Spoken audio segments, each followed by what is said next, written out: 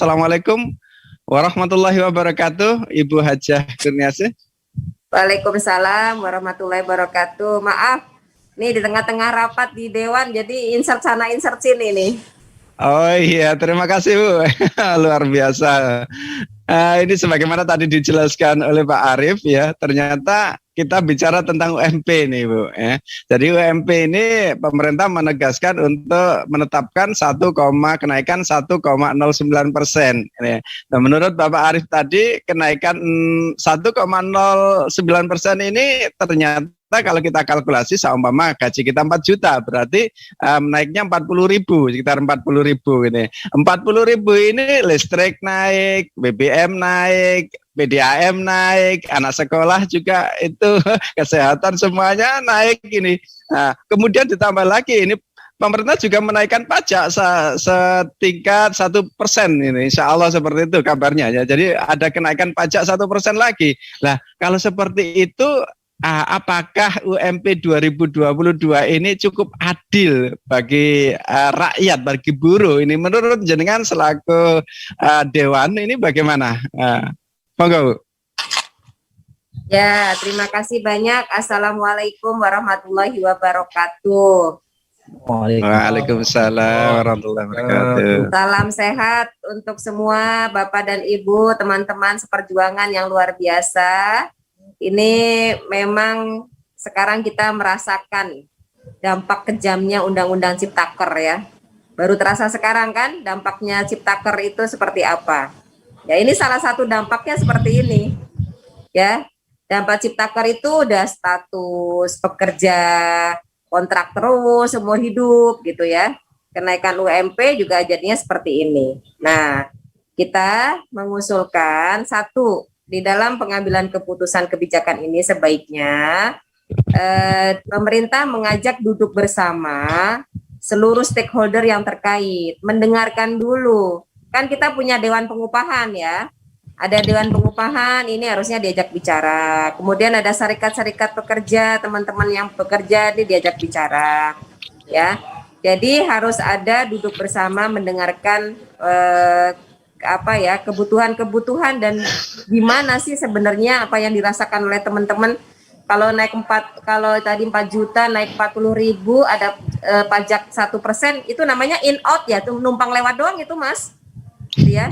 Numpang lewat doang gitu ya, numpang lewat doang. Jadi ini rasanya perlu ditinjau ulang ya. Kemudian yang kedua ini harus juga mengacu kepada standar hidup di masing-masing provinsi dan masing-masing daerah ya. Masing-masing daerah dan masing provinsi itu kan beda-beda ya. Artinya ini harus disesuaikan dengan kebutuhan dasar. Nah, yang harus menjadi patokan itu adalah kebutuhan dasar dari kehidupan teman-teman ini. Bayar kontrakan aja naik terus, bayar listrik naik terus gitu ya. 50.000 kira-kira kalau buat beli pulsa tadi kata Bapak tuh ya nggak cukup juga sih ya Pak ya. Buat kuota data kayaknya buat sekolah anak-anak daring udah habis ya kayaknya kalau anak-anaknya sekolahnya daring ya. Artinya kebutuhan-kebutuhan di masa pandemi ini sangat berat. Belum lagi buat teman-teman yang status pekerjanya ini dikurangin jamnya Pak. Ya kan banyak nih teman-teman karena masa pandemi perusahaan agak goyang sehingga jam kerja dikurangin, ya kan? Itu kan berarti secara pendapatan juga berkurang gitu. Ditambah lagi kenaikannya cuma sedikit sehingga kurang signifikan. Dan kita juga meminta kepada pemerintah ya agar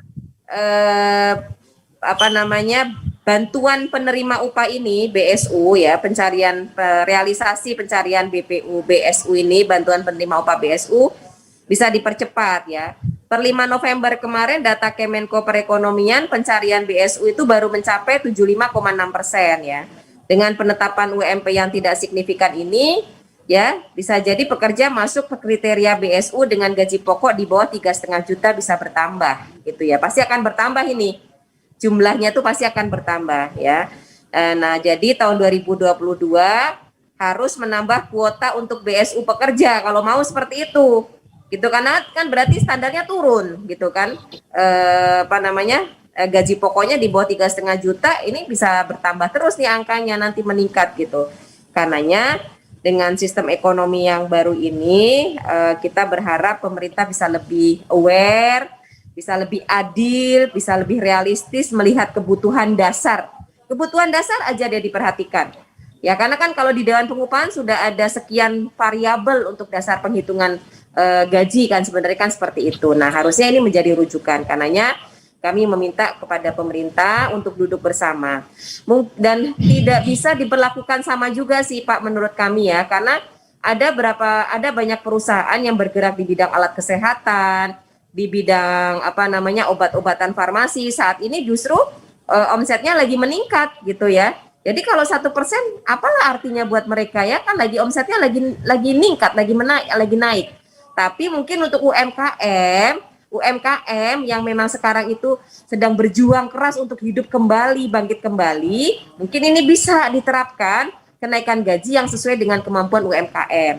Ya, jadi sebaiknya ada interval sesuai dengan klaster dan kategori perusahaan-perusahaan masing-masing ya. Tapi kalau kenaikan 1% rasanya kok itu kayak bercanda gitu ya, kayak main-main gitu loh, kayak guyon gitu loh. Kalau menurut saya orang Jawa nih, saya ini jadi kayak guyon-guyon gitu, naik 1%, terus ada pajak 1% ya in out, itu namanya sama aja nggak naik ya. Gitulah kurang lebih masukan pandangan dari kami seperti itu. Matur nuwun, terima kasih. Baik ya, Ibu. Ini kalau sepanjang yang sudah dilakukan dari Dewan apa ya untuk menolong nasib pekerja ini, nasib para buruh ini, apa yang sudah dilakukan? Ya, kita udah sampaikan di rapat dengar pendapat kemarin agar tadi ya pemerintah meninjau ulang lah kebijakan ini, meninjau ulang ya dengan memperhatikan tadi kebutuhan pokok nilainya berapa sih. Jadi pantas-pantasnya tuh minimal tuh naiknya tuh berapa minimal, jangan 1% gitu loh. Itu kan ya nggak masuk itu hitungannya dari kebutuhan pokok, itu nggak bisa. Gitu. Kira-kira bisa dirubah nggak kebijakan ini ke depan? Ya, itu ranah eksekutif ya, bukan ranah DPR. Kami hanya bisa memberikan fungsi pengawasan dan fungsi masukan, advokasi. Makanya kami terus mendorong agar dilakukan perbaikan. Mungkin ada interval ya dan klaster-klaster untuk perusahaan yang kayak UMKM ya, yang masih merintis ya. Itu bisa kenaikannya tuh kecil. Tapi kalau udah menengah ke atas, saya rasa pemulihan ekonomi sudah mulai bangkit ya, harusnya bisa lah memberikan kenaikan yang bisa memberikan apresiasi atas kerja keringat yang dikeluarkan oleh teman-teman pekerja semuanya ini.